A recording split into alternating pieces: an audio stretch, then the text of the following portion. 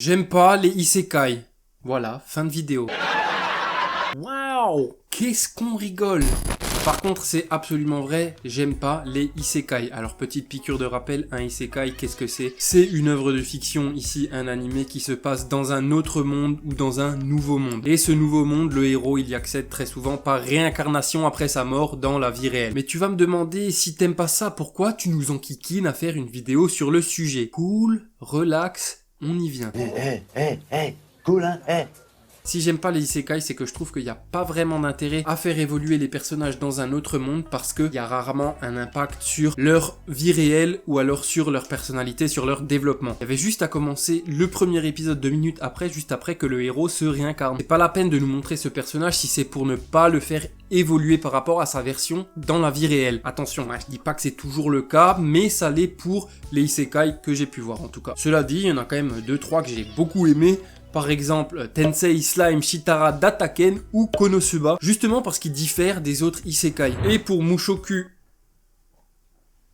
Tensei, c'est le cas également. Alors petite parenthèse sur le nom complet de l'anime. Mushoku Tensei Isekai Itara Honkidasu, ça veut dire la réincarnation d'un chômeur. Je vais vraiment me bouger le cul si je respawn dans un isekai. Et j'exagère à peine sur les termes choisis. Alors pour Mushoku, le pitch de départ, ça ressemble beaucoup à ce qu'on peut voir chez la concu. C'est-à-dire un loser perd la vie dans la vie réelle et se voit réincarner dans un monde de fantasy avec des personnages aux attraits physiques tout à fait réalistes. Jusqu'ici rien de nouveau, mais c'est après que ça change et c'est ça que j'apprécie chez cet anime. Alors déjà le personnage principal il se réincarne pas en une version physique identique à lui-même mais dans le corps d'un nouveau-né baptisé Rudeus par ses nouveaux parents. Et ça c'est notre héros principal. Son père lui c'est un épéiste bien vénère mais Rudeus lui décide de devenir magicien et pas n'importe lequel parce qu'il veut devenir le plus grand magicien de l'histoire. Rien que ça. Autant on évolue dans un monde de fantasy, autant la magie et les autres événements fantastiques, surnaturels sont pas omniprésents et sont même parfois rares dans certains épisodes. Et cette rareté, elle crée de l'attente chez le public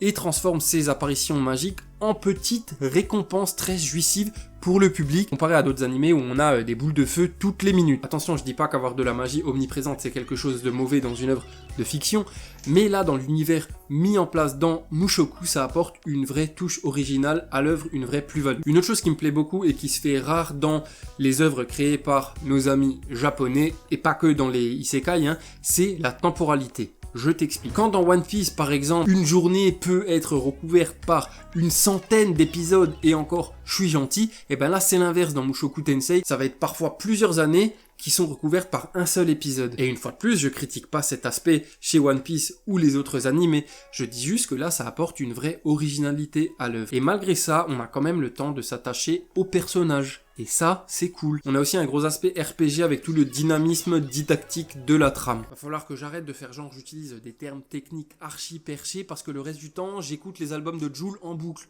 Donc Manu, tu vas redescendre d'un étage, merci bien. Suis donc l'apprentissage de Rudeus qui franchit les étapes très rapidement. C'est plaisant à regarder parce que c'est bien raconté et bien rythmé. Une dernière chose qui me plaît dans l'animé, avant de passer au point négatif, et je vous garantis, on va pas être tendre, ça va tirer à balles réelles, c'est l'aspect mature de l'œuvre. On n'est pas dans le monde des bisounours et on ressent tout de suite. Et quand je dis mature, je parle pas de violence, de sang ou d'une certaine catégorie que t'as déjà certainement recherché sur un site dont je tairai le nom. Non, là je parle de la relation entre les personnages, de leur réaction, de leur développement, qui colle vachement à ce qu'on peut voir dans la réalité. Ça fait plaisir de voir des personnages bien écrits et pas totalement clichés, même si on peut en voir quand même certains qui répondent au code du manga, notamment Eris, la petite tsundere insupportable. Et oui, effectivement, il y a aussi du cul et je trouve que c'est bien amené de façon réaliste, n'en déplaise aux petits fragiles de Twitter qui s'étaient offusqués là-dessus. Mais là où c'est intolérable et j'ai choisi la maturité comme tournant dans la critique de l'animé parce que c'est autant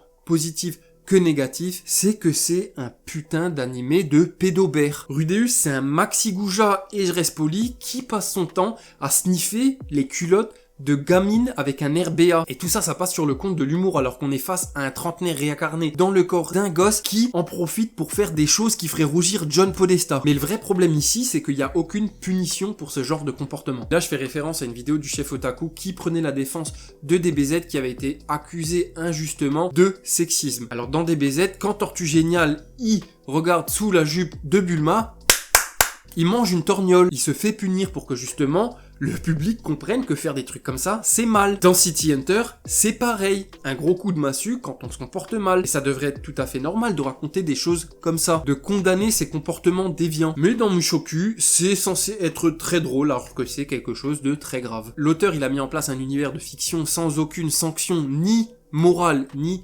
légale, et ça pose vraiment un problème. D'autant plus qu'il n'y a aucune trace de désir de rédemption chez Rudeus. Normalement, un isekai, ça sert soit à effacer ses comportements malveillants de sa vie réelle, soit de saisir les opportunités manquées de la vie réelle. Et là, on a juste un type chelou qui s'en sert pour assouvir ses fantasmes. En fait, Rudeus, c'est un paradoxe permanent. On le voit par moments se comporter comme un preux chevalier, avec des valeurs, des convictions fortes, et juste après faire des trucs immondes avec des gamines. Ça a aucun sens. Et Rudeus, le sniffer, c'est pas le seul coupable dans l'histoire. Guylaine, sa prof, par exemple, sa prof de combat, qui a la trentaine également, elle fait des avances à Rudeus, à son corps enfant. Elle sait pas que c'est un adulte à l'intérieur, elle est face à un gosse. Donc d'un côté, on a un weeb qui approche de la quarantaine, qui est réincarné dans le corps d'un enfant et qui en profite pour faire des trucs vraiment chelous avec des autres enfants. Et d'un autre côté, on a la prof adulte de ce gosse qui lui fait des avances dans le plus grand des calmes et dans la plus grande des impunités. Donc voilà, ça c'était mon tacle à la gorge à Mushoku Tensei. J'étais obligé de le faire. Maintenant, j'ai envie de vous poser une question.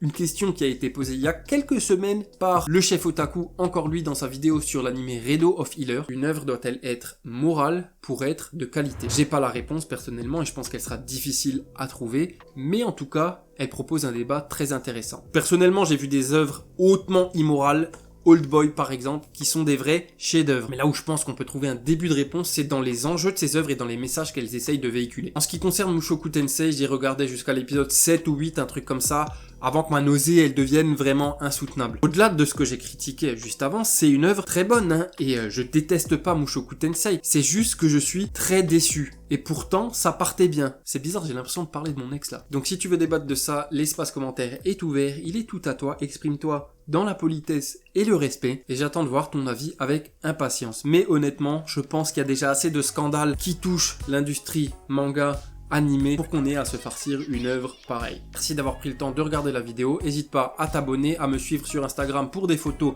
du Japon, sur Twitter pour parler d'animé et d'autres trucs, sur Twitch pour des lives IRL depuis les rues de Tokyo. Gros bisous.